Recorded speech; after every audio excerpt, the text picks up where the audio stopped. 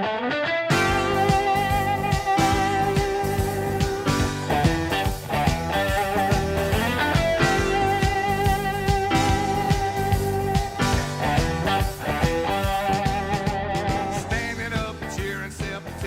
everybody, and welcome to Row 60, a Georgia football podcast. My name is Clark Gaines. Joining me today, as always, Adam Thornton. Yes, sir, baby. And this is show number 23. I want to start off by saying I'm sorry. We're sorry. We're sorry. We are back, though. We're sorry. We are. Life hits you. You know, life hits you. And, you know, we don't do this full time yet, Clark, but I promise you, if we could do it full time, we'd pump one out every single day. Yeah. I'd love nothing more. That's my dream. That's my dream. But, you know, we're not. We have other obligations, other things going on, and it just didn't work out. But, hey, we're back now. We're ready to ramp it up, get going into spring football, cover all the stuff that's happened in the offseason so far, coaching changes, how our boys showed out at the combine, everything else, Clark. So, hey, what do you say? Let's do it.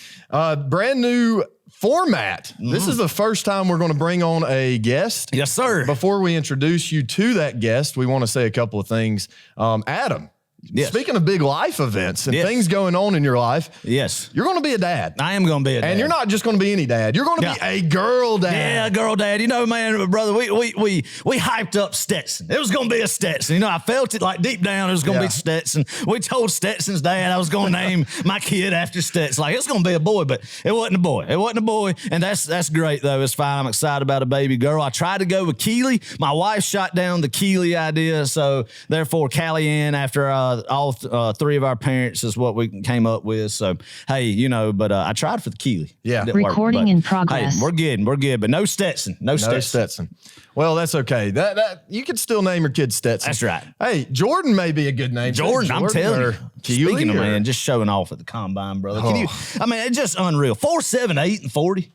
Jordan Davis. I couldn't do that. I saw something where he was matched up with like when Baker Mayfield ran it and Jameis Winston ran it, just outran both of them. That's insane. It is insane, and it shows how special all those guys were, how special this group was this previous year. And thank the Lord, looking back on it, we don't go, what if? Yeah. We go, that was our national championship team right there. Right. And to see them boys show out, go get paid now, represent the Georgia brand, and we're going to get with our next guest, who's the smartest guy I know in recruiting, and what's that's going to do to impact that. When you see guys like Big JD and Trayvon Walker and all those boys show out at the combine, what that's going to mean for the University of Georgia going forward. The future's exciting, brother. Oh, yeah. Woo! Oh, yeah. Let's do it. All right. Last thing I want to mention, hey, Row60.com is live. We do have hats. Yes, sir. We got some stickers. We have a shirt you can pre-order, so go check us out, Row60.com. You can find each episode on there, as well as our YouTube video, reviews, merchandise, all the fun Our stuff. life biography. And shout out to Clark. He did every single piece of that. I have no idea. I could barely even open up a URL, much less create a website. So good job of Clark doing that. Y'all go check it out. It's put out a lot of hard work for that, man. And we appreciate the fans and everybody and the support we've had since we started doing this. Yeah. That's what it's been about. It's about the fans. Yes, sir. It's a fan's perspective. And we're going to bring on our very first fan. Very first guest. Of the show, but of Georgia football. Yes. Very first guest. We're excited about this. His name, Heath Holland. Yes, sir. Let's give it up for Heath, baby. Give it up for Heath. Heath, can you hear us all right? Yes, sir. Can you hear me? Yes, we got you loud and clear.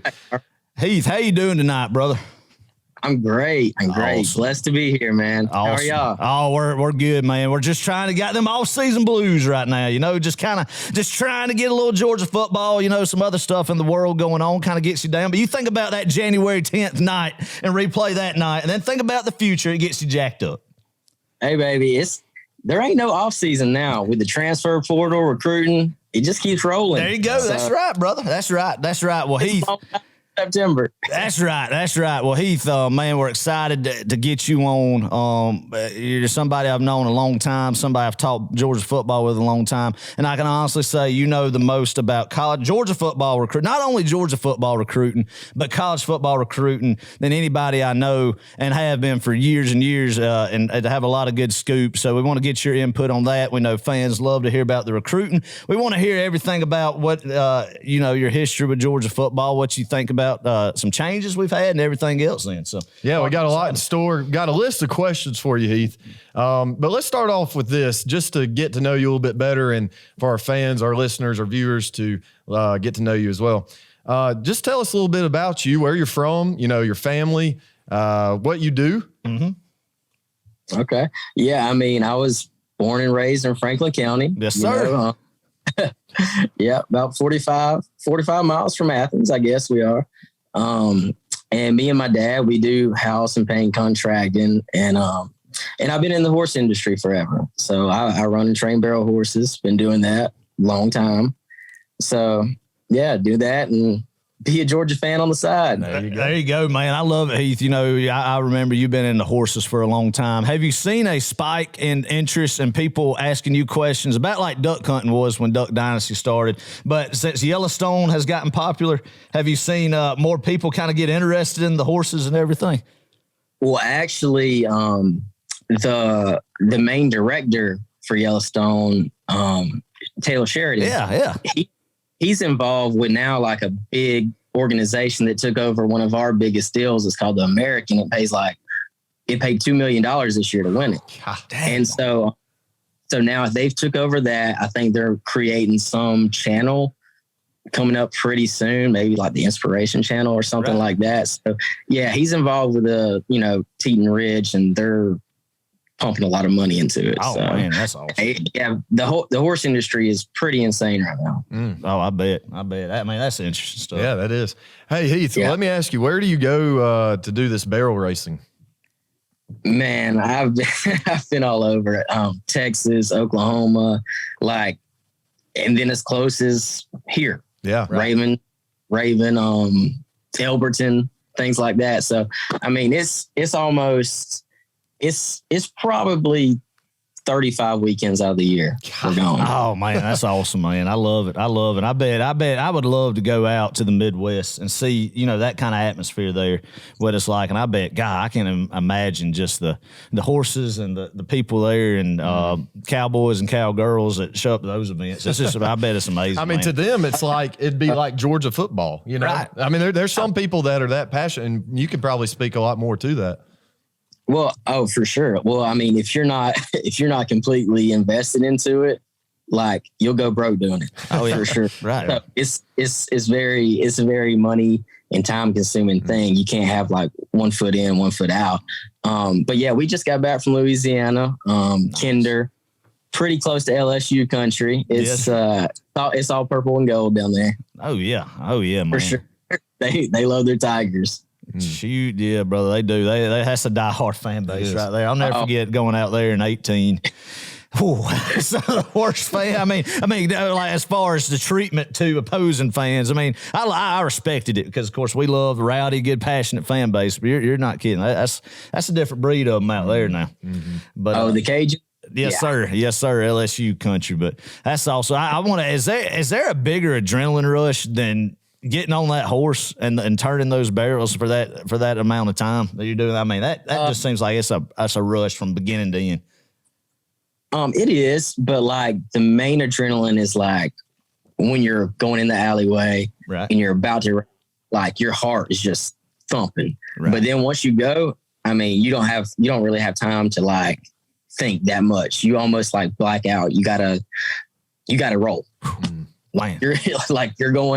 You're going from point A to point B to point C and then out in 14 seconds. Right. So you just got to go. Oh man, that's awesome. So one more question I'm interested about this, Clark, with this too. Like these events, do you primarily, are they rodeos in the sense of there's the barrel racing, there's the bulldogging, team roping, bull riding, or are these specific just horse barrel racing events, or just depends on the place? Well, what I do is specific barrel racing events. Right. They're all the barrel racing business just in general is crazy. But rodeos, they pay well.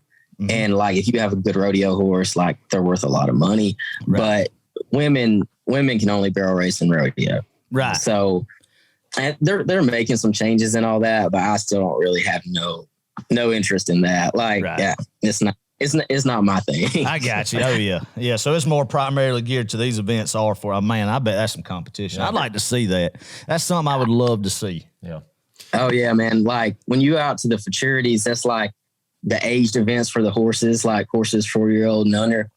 Man, like see some of the talent and like the riders out there and like being a part of that. It's just that's cool. I love it. Like, yeah. Shoot, yeah, bro, that's good stuff. So Heath, let me ask you, you're out on the road a lot, I'm assuming, hauling these horses everywhere. What is on your playlist? Like, what do you listen to going down the road? Oh man. Okay. Well, you got to go to the classic, George Strait. Oh yeah. Love that. And I mean, on the new, I do like Luke Combs. I like Morgan Wallen, Riley Green. I've been to all their concerts, Oh, yeah. So yeah, I'm into that. Then might kick on some, it's late night. You're trying to stay up. Might kick on some early 2000s hip hop. That's right, Okay, boy. Hey, okay. you got to get the adrenaline pumping before a big run right there. You got to. I understand that. I love it. Yeah. And I mean some 80s rock. There you go. Like that. There we go. I love it, man. That's a right good up mix my alley right there, yeah. That's a good healthy mix. I love some 80s rock, some Guns N' Roses, man. And oh yeah. Yep. My dirty pleasure is the hair metal. Old Poison, Motley Crue. I love it, man. Oh man, they had a concert. Motley Crue, Def Leppard, some of them, Joan Jett, some of them. They had a big old tour going on there for a little while before COVID, I think. Yep, but, they did. They sure did. I bet that was wild. Yeah, and expensive. Yeah, you're not kidding. All right, let's shift gears a little bit. Let's talk some ball. Boom. And like Adam was saying, Heath is one of those guys that knows his stuff. He is a DGD. He is the definition of a DGD. Yes, absolutely. So, Heath, how did you become a Georgia football fan? Was there a certain moment in time where you just decided, hey, I'm a dog? Okay, so when I'm like probably 8, maybe 7 years old, my buddy in elementary school, Billy Waller. Yep. He come to my house. He's like, hey, my daddy got 3 tickets to, this Georgia game. You want to go? I was like, I've never been to a Georgia game, but, I knew my dad and all my family, they're Georgia fans. So I'm like, hey, that would be fun. And since that day, Dawgs. Like, since that day, I think I even remember that it's Arkansas. Oh, that's great. What year would that have been? A long time ago. Yeah. 20 years ago, at least. Oh yeah, that would have been. I know. Yeah, about 05 we played them in Athens. I remember that because that's DJ Shockley. It would have been way before then. Okay, it would have been before then. So it would have been about 2000 or so. Yeah. Because I remember being like 10 years old and crying when Florida made that pick 6. David Green in 02. Oh golly. Yeah.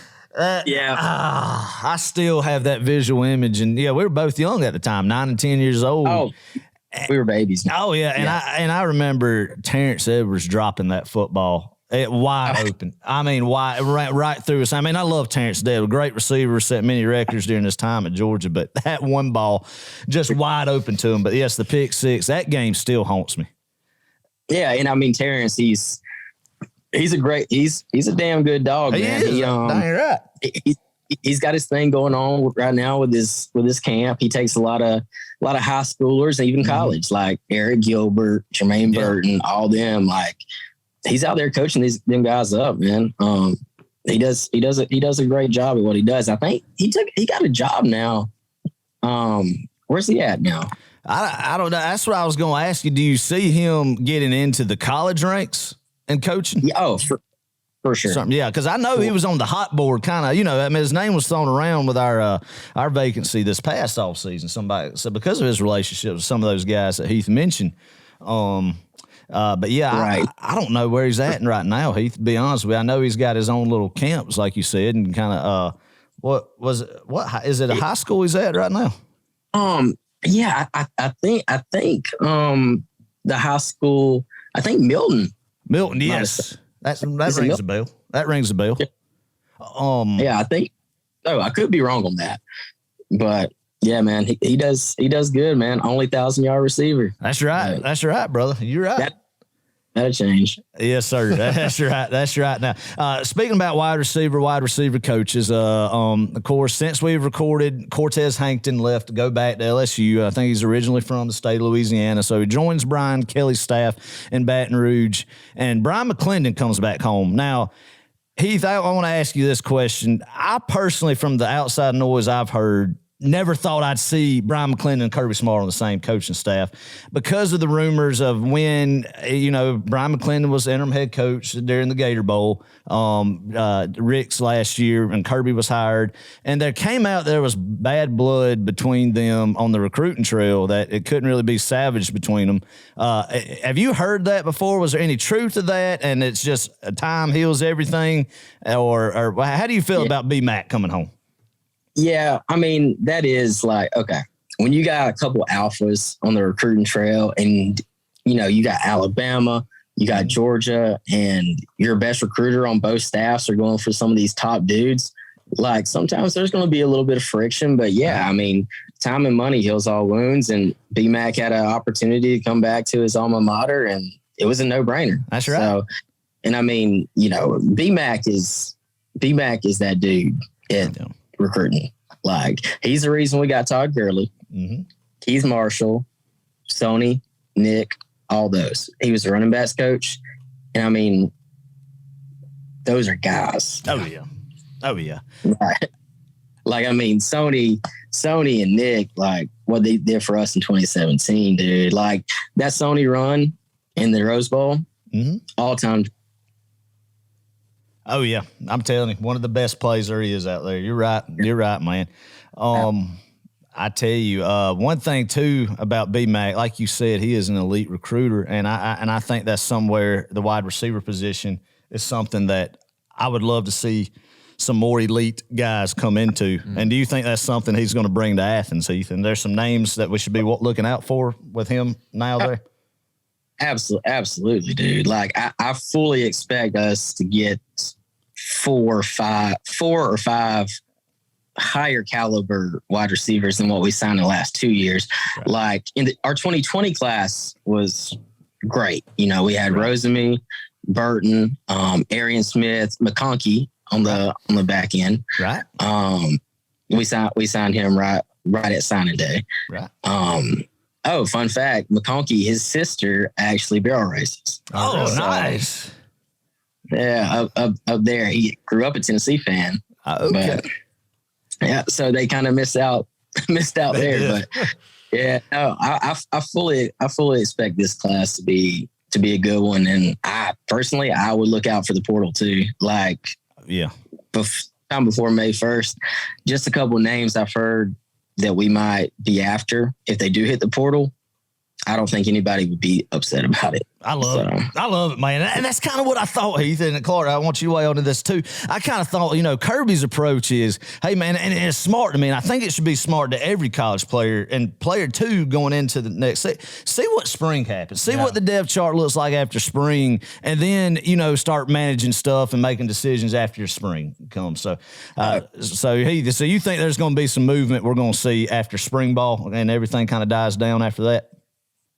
I think we could sign I think there's probably room for 3 or 4, but we are over the limit right now, but that'll work itself out. Like after spring, we'll have some guys transfer out for playing time and other reasons. Right. But yeah, we're definitely in the market. Like we're not done going into the 2022 season. Awesome. That's good to hear. So there's definitely some guys you've heard out there that it's just not time yet, but wants to come to Athens.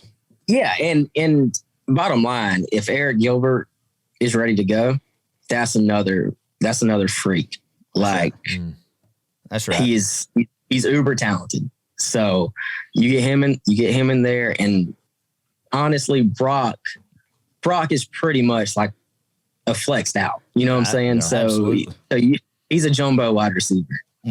Yeah, that's Right. a good way of putting it. Absolutely. That's a great way. Absolutely is. I mean, just a freak, man. Yeah. I heard the preseason buzz about him, and you're like, oh, all right. It'd be nice, to have a guy like him contribute as a freshman. But dear Lord, I never expected to be what it turned into be. The leading receiver as far as touchdown receptions go, and that's just the unreal. physical specimen he was as a true freshman. Yeah, and see.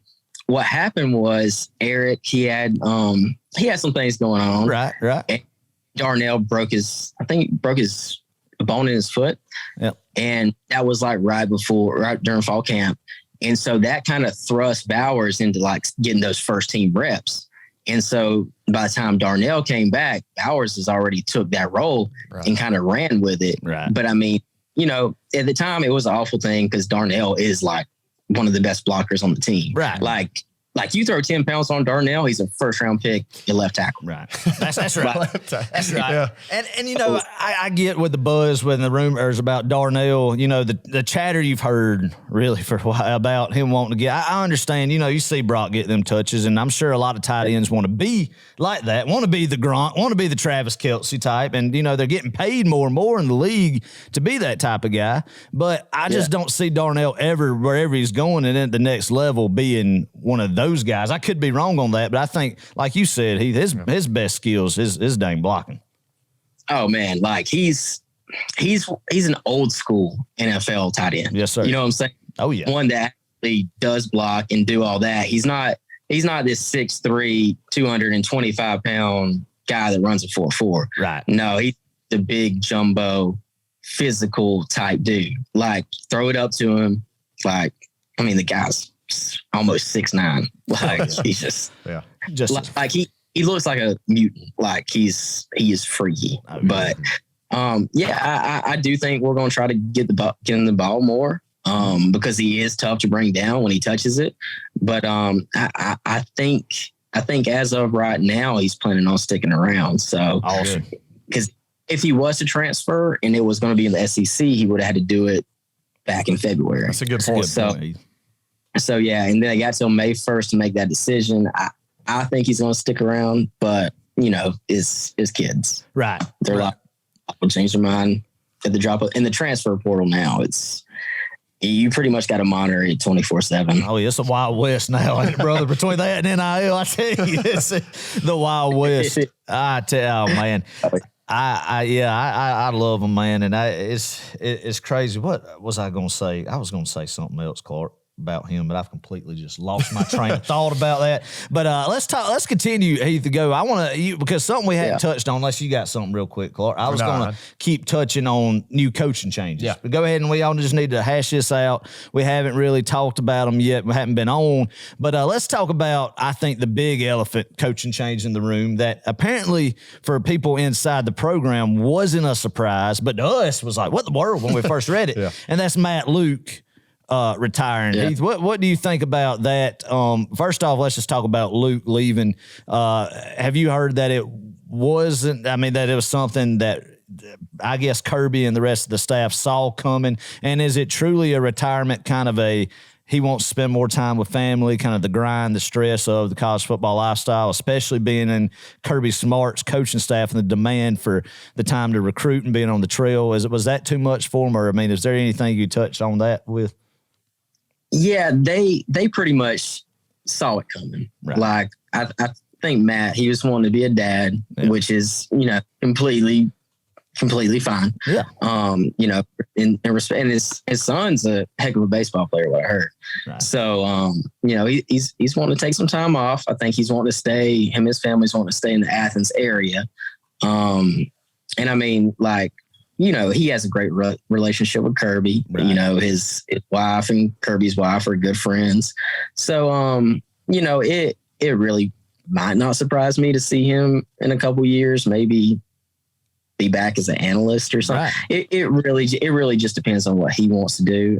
He's a respected football mind. Right. He could get whatever offensive line coaching job he wants. Right. So, yeah, they had a pretty good pulse on that happening, but it happening when it did kind of had limited options left as far as the coaching search. So yeah, it was sort of a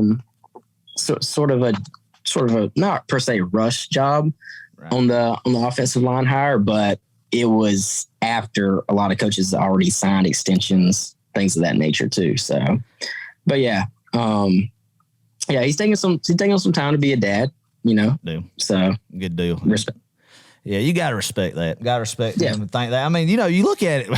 He's done been the head coach at his alma mater. Yep. And then the next job he gets, he wins a national championship. So I guess it's a good time too about it. And you got to respect that. And, Clark, I mean, we hadn't even talked about this. And Heath, moving forward after that, what about Stacy Searles?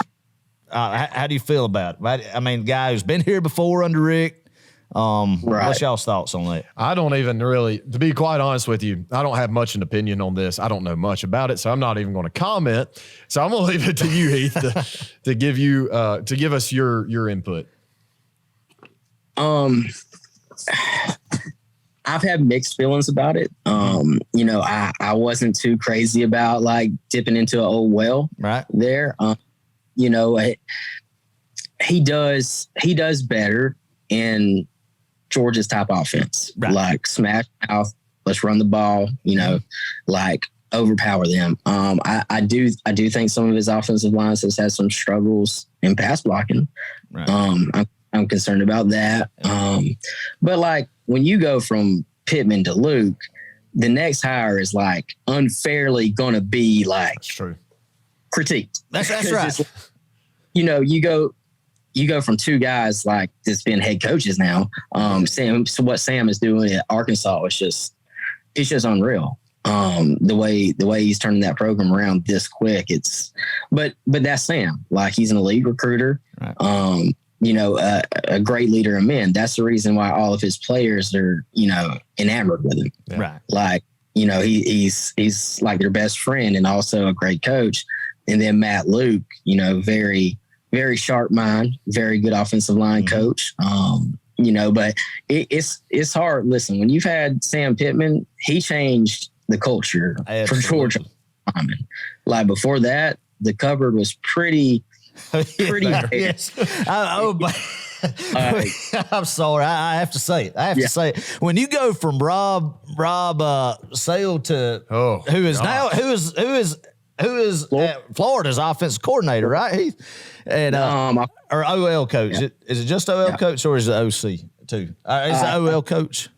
OL coach. Yeah. Okay. Yeah. So I was about to say if he's but you know, you go from that and just some of the cupboard being bare during that era, and then to what Pittman did, it was unbelievable. And Luke did a good job. And one thing I think about Stacy Searles is, you know, he's a guy that's been around a long time. He's seen a lot, you know, and he brought some talent to the offensive line during the Rick there. You know, I felt like there was some guys, some highly recruited guys like Sturdivant and some of those guys. And he actually coached on Nick Saban's 03 LSU staff. That staff that had Derek Dooley on it, Jimbo Fisher, Kirby Smart, Will Muschamp, that legendary staff. He was on that.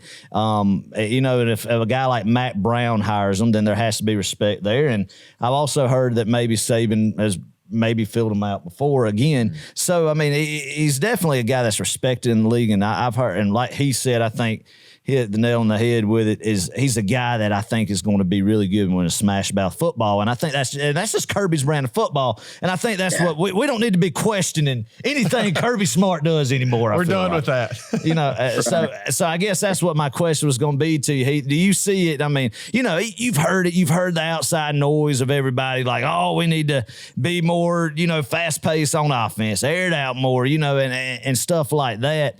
And with Monken, do you see Searles and Monken working together, kind of being, you know, jailed together, I guess is the word I'm trying to say. And do you see us, of course, this just further stamps that what Kirby and what Todd Monken wants to do by bringing in a guy like Searles is, of course, be a run-first offense and establish and run first. Oh, yeah. Well, I mean, Monken, he's involved, you know, his input is very, very important for anything on the offensive side of the ball. Right. You know, he's defense, let's call it how it is. That's Kirby's baby. That's right. Okay. You know, he's whoever's our defensive coordinator is Kirby Smart. Yeah, like, right. Let's Dan Lannon, great mind. He's going to do great at Oregon, in my opinion. Like, he's already recruiting at a pretty high level down there, and Dan's very respected. But that defense, it's Kirby's. Right. So I think over the years, Kirby has like kind of been able to give up the reins a little bit on offense. He's got a guy he trusts in Monken. Right. He's like, okay, because what we do now is completely different than what we did under Chaney, under Coley, all that. You know what I'm saying? That's so, right. And another thing with BMAC, I think, in my opinion, we're going to rotate a little bit less at receiver. Right. So our receivers are probably, once we find those 3 or 4, those guys that we think are the premier wide receivers in the room, I think we're going to feature those a little bit more, a little bit better. I think Hankton was more along the lines of like rotating. So I do expect to see that under BMAC. I could be wrong, but that's kind of what my feel on that. Well, and we talked about this, I think, in an earlier episode or something, but now look, I've only played high school football. That's my level. That's my ceiling right there. But I could tell you, just even in high school, it seemed like, because I played receiver, when I was out there, I got a little bit more in a rhythm, and we weren't a very pass heavy offense ever. I don't think we've ever been at Franklin County. Mostly triple option and run the daggum ball up the middle. But the times that we were in and I was in, I felt like I had more of a rhythm if we were, up tempo, 2-minute offense or 2-minute drill, whatever. I felt more comfortable. But when I was rotated, well, dadgummit, I got out of rhythm, and I felt like maybe the quarterback did too. So maybe the same thing applies at the college level. I don't know. These guys know infinitely more than we do, but it does make you wonder, like, if we do get those 3-4 guys, like you mentioned, will our offense maybe click a little bit better? I don't know. Yeah. And too, that's what I was going to ask. I'm glad you brought that up because, I think everybody has talked about it. Do we rotate too much? And did that lead, was that part of, or is there more deeper stuff behind closed doors as to why? And even if it was, but us hearing that the chemistry in the wide receiver room with Hankton there wasn't necessarily the best. Well, I do think that, receiver is the position that they want the ball. Right. Like, absolutely. That's the position that if there is friction, sometimes it does come from that room. But I don't think it was anything Hankton was doing per se. Right. I do think guys liked him. But they want numbers. Like, absolutely. For instance, Burton, like he wants those numbers and he thinks he's going to get them in Alabama. Personally, how you can go from busting your butt to beat these guys and then joining them, that's okay. To each their own. That's right. To each their own. But he wanted the numbers and he thought he could get that at Alabama. Yep. So, and that was before BMAC was hired too. Right. So he didn't know that. And so, Hankton got a good job and LSU's paying him a ton. Yeah. So, and I do think he's more interested in the NFL. Right. I think that intrigues him more than the recruiting aspect of everything. And I kind of expect that for Hankton's future, but Hankton's a good coach. He's a good developer when it comes to route running. But I do think that it got to where we was trying to make everybody happy and touch the ball instead of, having those 3 or 4 guys. Yeah. And that makes sense. Yeah. And Hankton, correct me if I'm wrong, but was he not? I know he probably wasn't going to get the job that Liam Cohen got it. The Kentucky offense coordinator, I thought was brilliant this year. But wasn't he given an interview for the Rams? McVay interviewed him for the Super Bowl champion Rams offense coordinator spot too.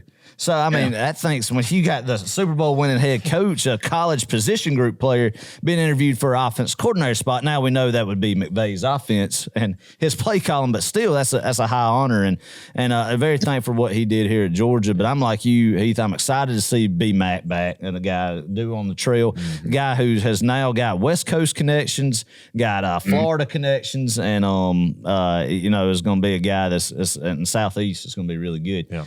But But yeah, I mean, let's keep going with this. This is a good conversation. I like this. This is good. We needed this, Heath. We needed a good just round table, Georgia football, break down everything discussion. Yeah. And this is what it is. Just whatever topic comes to mind, just hash it out with like-minded people. I love it. I love it. That's what it's about. Well, I've got one. I mean, this is definitely, you got anything else? Nah, you go ahead. You go ahead, and then we'll keep. Well, I kind of want to go back in time to January 11th, 2022. I almost said 21. Where were you when Keely Ringo went up high and caught that ball? Oh, man. Okay. I got to be completely honest. I was in generals. There you go. Yeah, there you go. Yeah. We know what that means. I bet that place was insane. Oh man, I was down below and there was people on top of the stairs and they was pouring their drinks like on everybody. And I'm not gonna lie. I got on top of the bar a little bit. They asked me to get down, but I mean, dude, it was whatever. It was, yeah. But yeah, and outside was even worse. Oh yeah. It was a madhouse. Well, tell us about that, because we were at the game, and as soon as I got out, I was on Instagram, I was just looking through stuff, I was just floating on a cloud, but I started seeing stuff from Athens, like almost helicopter view, and then I saw a bunch of Snapchats and whatnot of just people out in the streets, porta potty toppling over, porta potty, people going through porta potties, like hanging off the arches. What was that scene like?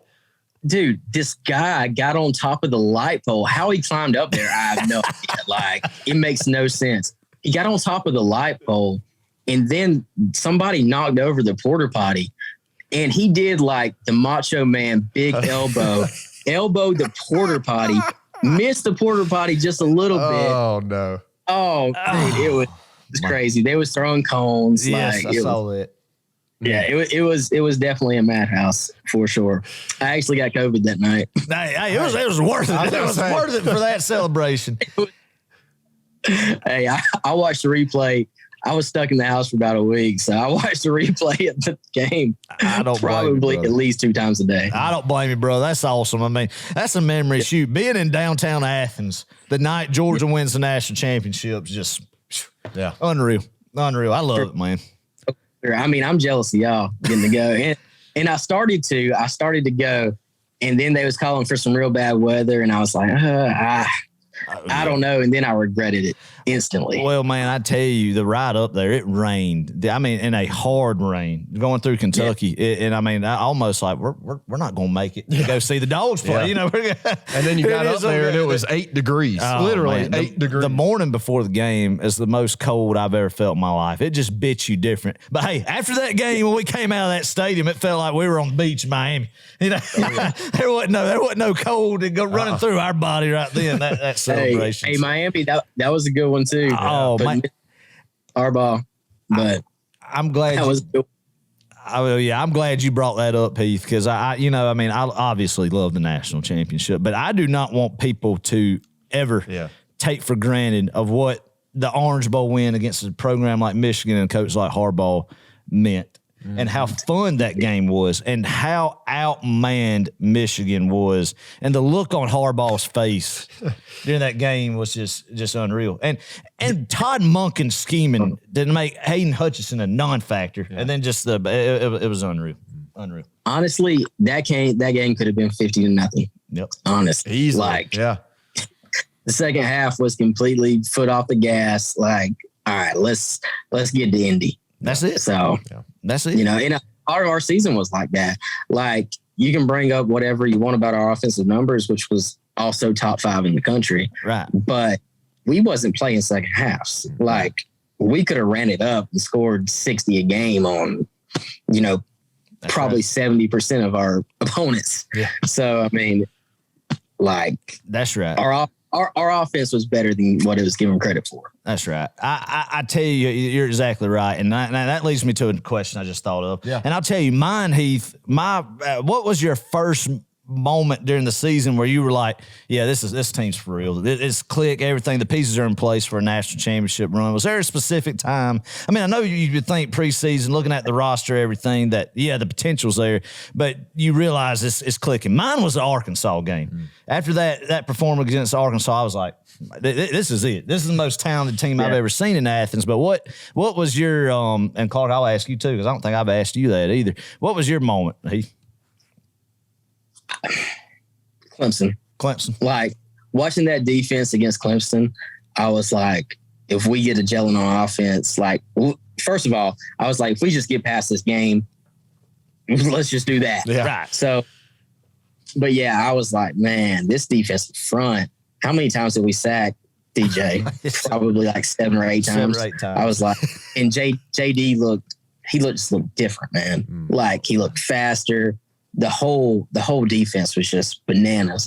That's why I was like, man, it's going to be hard for anybody to score on us. Right. And it was. Like, Exactly. it's the best defense, I don't know, that I can remember in a long, long time. Probably since one of those, maybe the 12 or 14 Alabama team. Yeah. Yeah. Well, both 11 was really good, I think. 11. Yeah, But all of that them were. run I mean, that Kirby Smart was ahead of. He was the defense coordinator of. And Yeah, it's funny how that happened. that's exactly right. That's exactly tables right. have turned a little bit. Yeah. Well, Clark, what was your? Alabama? It's just got a tad worse when Kirby left. Just True. I think I'm with you, Adam. When we when we blocked the punt at Arkansas. I don't know why, but that was just the moment. I was like, this team is just different. I mean, we're clicking on all cylinders, including special teams. We're blocking punts like crazy. I mean, we made so many special teams plays this year, and I think that gets overshadowed by, the defensive play and the offensive firepower here and there. But man, our special teams this year, phenomenal. And I think you owe a lot of credit to Muschamp for that. And and just these guys all buying in. Every single one of them they bought in, and they really, took on their role and manned up and just went out there and did the dang thing. So, Our punter, East Camarda. Yeah. Oh yeah. What was the 40 time at the combine? Like a 4, 5, 6. or what now? 6. A 4, 5, 6. Yeah, that's what I thought was like unreal. We got punters running 4 5s in Indy. Yeah. I love it, man. I tell you, but you're right. And I think one thing about the special teams too, and what Kirby does is something that we used to not see in Athens, is your playmakers are playing special teams. Yeah. They're out there, and that's something that's big that, relates into and equals turnovers and big plays and everything. Also on special teams is at least just big opportunities, where in the past, there was more so walk-on guys that were in there under the previous regime that, kind of at times gave up some big plays or lost some opportunities to make some big plays. But that's just another good thing Kirby does, and handling that, and just the staff all the way down. Just unreal this year. This year. Well, you remember when Zamir, it was in practice when he tore his ACL. It was in practice on a punt return. But before the 18 scrimmage, And so everybody was like, "Oh, Kirby, why are you?" He's like, "Listen, I'm going to play our best players on special teams, and there's nothing that you can say is going to change that." And that's pretty much how he operates. That's right. Yeah. That's right. You're right, brother. That's it. I love it. Yeah. All right. Let's wrap this thing up, but before we do, let's ask you this one last question. It's a pretty general question, and we can go into depth a little bit about it. But what are your thoughts on this upcoming season? Looking at the schedule, we open up with Oregon. We play Auburn. We play Tennessee at home. What do you think is going to happen this season? Are we going to get back to Atlanta this year? I mean, it would be hard for somebody to knock us off. Yeah. Like honestly, I don't. In my mind, I think the 2023 team may be better than the 22 team. Wow. But this 22 team, they still got talent, like a lot of talent. And I think the offense is probably going to be a little bit better. You lose Burton and you lose Pickens, but you didn't have Pickens for most of the season. Right. Offense still rolled. And James Cook, Zamir White, but I do think I do think Kendall Milton, Kenny McIntosh, and our stable running backs we're fine there. And then you add some guys like Arik, if he's fine. Oh, and it's just, man, yeah, it's going to be very, very interesting. And some of our receivers was hurt last year too. So if some of them guys can stay healthy, we can be a little bit more explosive. It's Monken's, what is it, his third year now? Yeah, that's right. The system should be full go. And it's still, let's call it like it is. We lost a ton of talent on defense. Brother. Yep. Like that's the most talented defensive front that I can remember, probably since one of those Miami teams from back in the day. That's right. But let's not act like there's not 5 stars littered over that defense. Exactly. Yeah. And it might take them a little bit to start gelling, like JDJ, Smile Mandone, some of those guys. But and we got the best linebacker coach in college football. We do. So when that light clicks, that's why I was thinking the 23 team might be a tinge better, but this 22 team, it's going to be stout. That's right. For sure.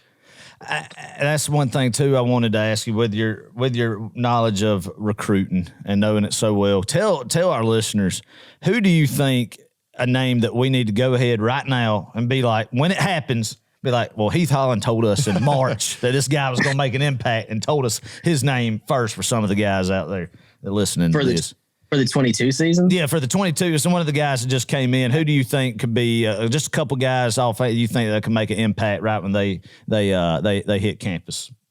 Okay. Well, in the 21 class, I think Jamon Dumas Johnson, this young linebacker, dude, he's strong as an ox, and he comes from St. Francis, so he's very refined in his play. Like there's not the adjustment period. It's not that bad there. Mm-hmm. So, and it takes a lot to be a linebacker at Georgia. Mm-hmm. Like Roquan, it was his 3rd season before that light came on. That's right.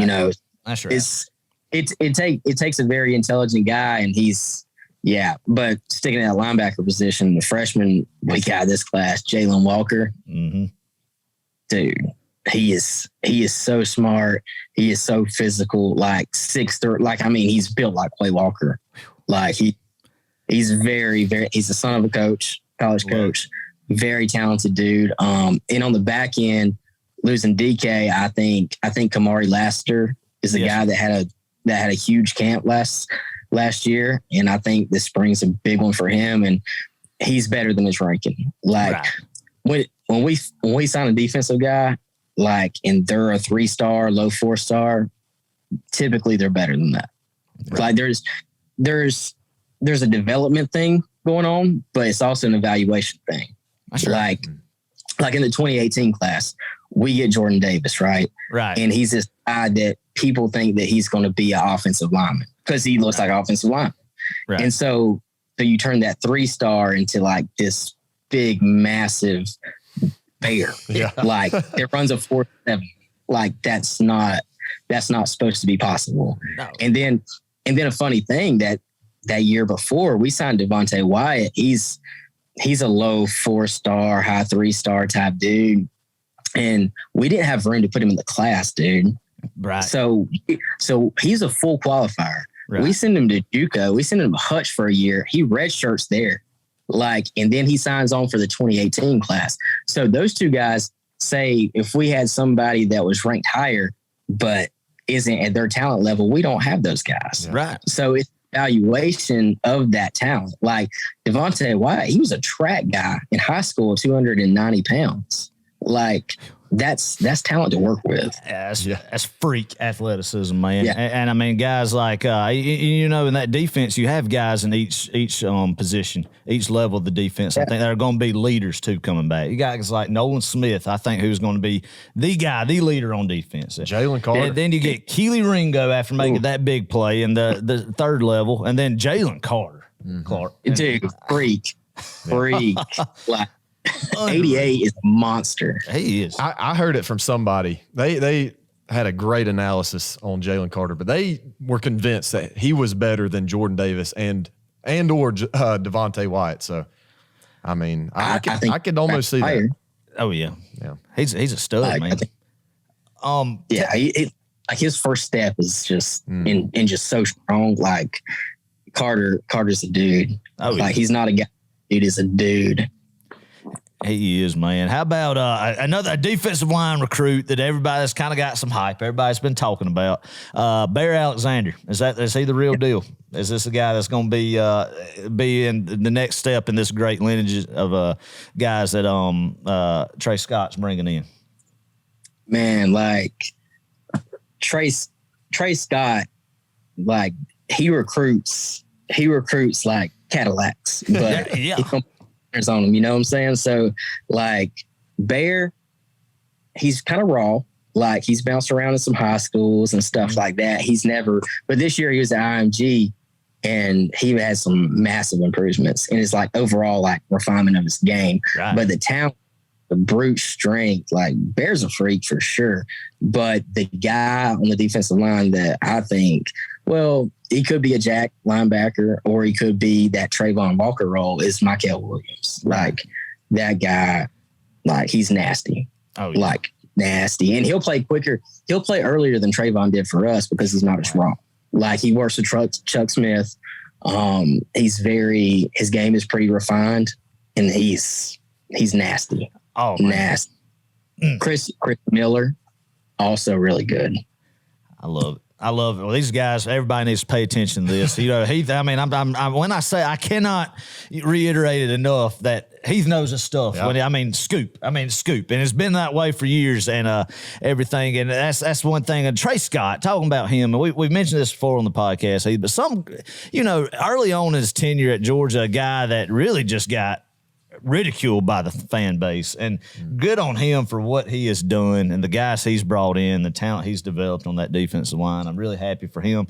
Two more guys I want to go over on the defense coaching, since we were talking about coaching changes earlier. You have your new secondary coach, defensive back coach, Fran Brown from Rutgers, and then a guy that came from TCU to be a linebacker coach, a younger guy, played at Colorado.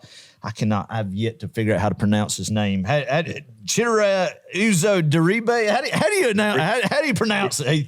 I can't. Deribe. I've just been calling him Deribe. This is worse than DJ. This is bad. Deribe. We're gonna have to learn how to say that. Oh, Coach D. Coach D, there we go. Coach D. So, they say guys, high position guys going into spring practice saying, these guys are high energy. Both position rooms, really, it seems like just nothing but good things coming from these guys so far. Oh, yeah, for sure.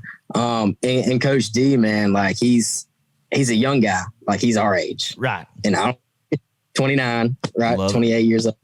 And so, like, recruiting's almost turned into like this young man's game. It's like you constantly have to recruit. And so, some of these older coaches, it just takes a lot out of them. You see them going to the NFL, early retiring. That's right. So it's one of those things that, like, and then when you are Kirby and you kind of got your hands on all the defense, and you got Will Muschamp there, and like these like highly intelligent defensive minds, you go get a guy that's a rising star, and you go get a guy that's a tireless recruiter, and it ends up turning into Dan Lanning. That's what he was. Or Schumann. Like he was a young guy at Memphis. Nobody knew who he was. Yep. Came, brought him in, started being an ace recruiter, and turned into a great defensive coordinator. Hey, absolutely, Heath. You hit the nail on the head, man. And that's what I love about Kirby Smart is the management with his coaches, rosters, everybody. Is like you said, the guys have the just flaming potential, and then the guys who can mentor them as well. Just that good mix right there. And guys who not only can recruit, and that's, of course, you got to be, if you're going to be on Kirby Smart staff, we know by now, obviously, you got to recruit, and you got to be on fire for it. You got to be a high-energy guy. But these guys, not only can they recruit, they can develop too, man. And that's what I love about it. And that's why, when you look at Georgia football now under Kirby Smart, there's one under the belt now, and that's why there's no slowing down anytime soon. No, train rolling. Train is rolling, brother. I love it. I love it, man. I love it, man. Golly, I'm trying to think. It's just I'm excited to see going forward with college football where it is going now with the NIL, with the transfer portal. And I got one more question for you, Heath. And this relates to Georgia football, but it's something that with the NIL now and the guy right up your wheelhouse recruiting. Tell our listeners, like with Texas A&M's class, and obviously the rumors are out there how that class came about, but how historic of a group is this that they brought into College Station? Because I don't think people understand, like, with the composite rankings and everything, what kind of guys that they brought in. With it being, obviously I think it's oil money. but I don't know. And, Jimbo's, but how for the list, I just want you to explain how crazy that class was. I mean, on paper, it's unreal. The caveat there, some of the guys that they signed, I do think there's been some rumors going around like in the recruiting circles that there is a little off the field stuff there, right. But the talent brought in is just, it's like what Bama is. It's like Bama on crack, dude. Right. Like it was an unreal class. Oh, yeah. And Jimbo, they had a great NIL package set up, like the way they was doing that. And for Jimbo to not kind of acknowledge that, come on. Come on. That's right. That's right, brother. He's saying what he's told to say, but we kind of know the deal there. Oh, yeah. But listen, it don't matter how you get them there, just get them there. That's right. So I'm not going to sit here and say everybody plays clean when it comes to getting a kid to campus. That was long before the NIL. But I do think they capitalized, and there's a lot of oil money down there, and they had it ready to go, and they had it ready to go quick. Oh yeah. But like I said, don't think that Kirby and Nick won't adapt. Right. Things it's not. But yeah, their class on paper, like Clark said, it was unreal. Oh yeah.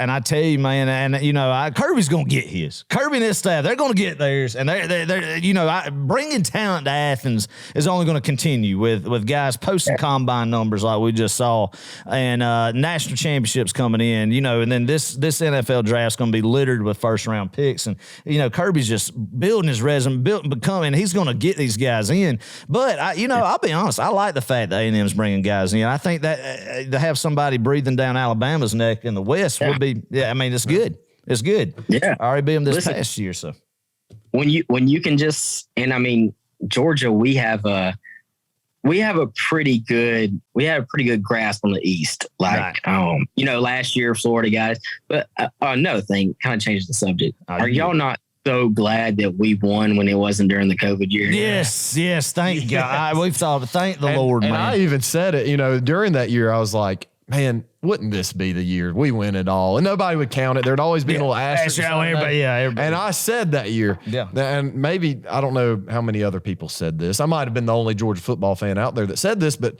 I truly said, I kind of don't want us to win this year because that's exactly what people would do. They'd dog us. But at that you're point, right. I was like, I just want it. I don't care. I just want it. But no, I'm so glad it's this year. And I'm so glad that all of our historic rivals we beat in 1 year. I'm glad Clemson was on the schedule, that they got some, Dabo got some, and that's what's amazing is look at the guys that Kirby Smart has beat in his career, head coaches. Nick Saban, Jimbo Fisher, Lincoln Riley, Dabo. Brian Kelly, Dabo. The only one on the top, elite coaches that you see is Ryan Day. And I think when that matchup comes, Kirby will be ready for that too. So and don't forget Jeff Collins. Oh, yeah. Really prestigious head coach. But Let me ask you this, Heath. One last question. I just thought about this. We got some big Georgia football fans in Franklin County. Back home here in Franklin County, big diehard Dogs. Would you say out of all the counties in Georgia, which we have the most in the nation as far as a number of counties, would you say that Franklin County ranks in the top 10 per capita diehard Georgia fans living in it? I don't know if that made any sense. Mm-hmm. It's got to be. Gotta be. There's no metro transplant. That's right. Top here. You know what I'm saying? Very, very rarely do you come up with an Ohio State fan in Carnesville. Right. So that's right. It's the definition of dog country here. Yeah. So, and I mean, we've had some local dogs do well, you know, making NFL millions of dollars. Nicole, Ben, all around this area. Yeah. So I'm glad to see them do well too. Yeah. Charlie Warner. Oh, yeah. Yep. Yeah, playing. That's right. You're right, brother. So that's it. Just good times, man. We're blessed. I'm excited to see where it's going from here, and just glad we got that one under our belt. Yep. And it feels so good. To be honest. Oh, it does, brother. And it's just gonna keep on rolling. I mean, this isn't the first and last. It's just gonna keep on rolling. Yep. I'm excited. Yeah. I mean, I don't think we're in a position that it's going to taper off like a LSU. I think we're structured and built to have top 5 teams year in and year out, and to win it, you pretty much got to be in the ballpark every single year. Yeah, right. You know? That's right. So, I don't think we're ever going to have like an awful team under Kirby. Right. Absolutely. So, I see it. The way we recruit, the way we bring talent in, the way the staff's set up. I mean, it's good times, man. Yes, sir. It's glory. Glory days indeed. Boom. Well, Heath, we really do appreciate you hopping on and joining us. You're once again the very first guest. So thank Bro you 60 for one podcast. heck of an interview. Hit it out of the park. Yeah. Stepped up to the plate and hit a walk-off home run right there, you know, with the pressure on being the first guest. Great insight, great knowledge. DGD, Heath Holland, everybody. Yes. Hey, Heath, right quick, give us a go Dogs and a good bark. Go Dogs. Yeah, baby. We'll see y'all next time. See ya.